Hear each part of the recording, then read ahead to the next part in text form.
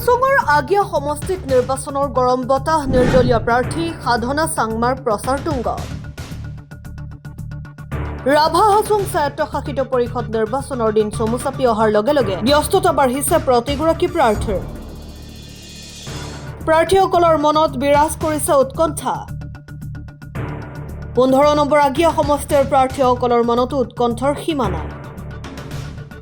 সমষ্টিটোত প্ৰতিদ্বন্দ্বিতা আগবঢ়োৱা প্ৰাৰ্থীসকলৰ ভিতৰত নিৰ্দলীয় প্ৰাৰ্থী সাধনা চাংমাই নিদ্ৰা হৰিছে আন প্ৰাৰ্থীসকলৰ সাধনা চাংমাৰ প্ৰচাৰে সংগীত কৰি তুলিছে আন প্ৰাৰ্থীসকলৰ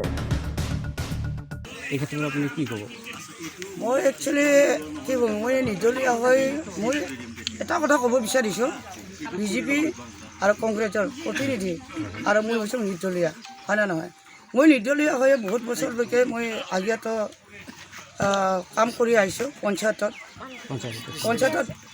বাল্টিং ছবিতে প্ৰথমৰ পৰা মোৰ বাল্টিং ছবি এখনো ভাগ্যক্ৰমে মই বাল্টিং ছবিতে পাইছোঁ নিৰ্দলীয় হৈয়ে মই আশা কৰোঁ যি 20 বছৰ মোৰ ৰাইজৰ আগে জিপি ৰাইজে মোক মৰম দিছে এইবুলিও মোৰ আমাৰ নিশ্চিন্তা গাঁৱৰ মানুহেও গোটেই মোক মৰম দিব আৰু সকলো ৰাইজে মোক আগুৱাই লৈ যাব মৰম দিব এইটোৱে মই আশা কৰিছোঁ আৰু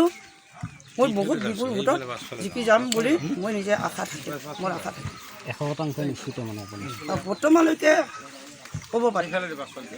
আপোনাৰ ৰাইজৰ মৰম কেনেদৰে লাভ কৰিছে বিভিন্ন ঠাইত যিহেতুকে মিটিং কৰি আছে এনেকৈ মৰম কেনেদৰে পাইছে ৰাইজৰ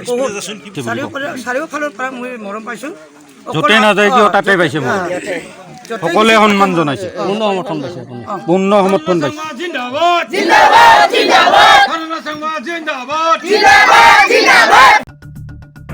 গোৱালপাৰাৰ পৰা হীৰক জ্যোতি নাথৰ ৰিপৰ্ট গ্লোবেল এনি 24x7